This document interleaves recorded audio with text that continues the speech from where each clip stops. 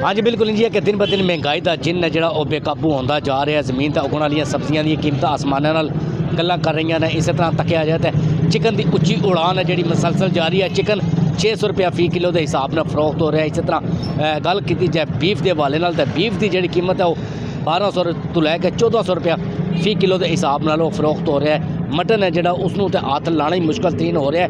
2200 तक उसका रेट है जोड़ा पहुँच चुका है। इस तरह फ्रूटों के हवाले नाल गल की जाए तो फ्रूट दी कीमतां भी जड़ियाँ दिन ब दिन वधदी ही जा रही ने।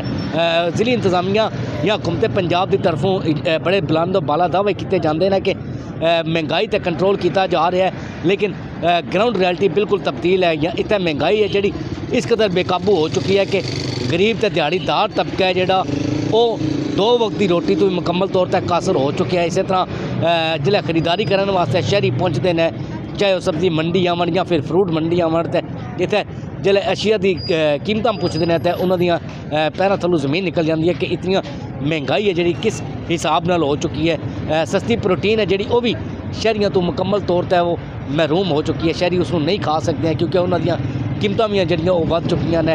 हर पासे महंगाई का जिन है जो बेकाबू होता जा रहा है। चीनी की कीमत भी बढ़ चुकी है।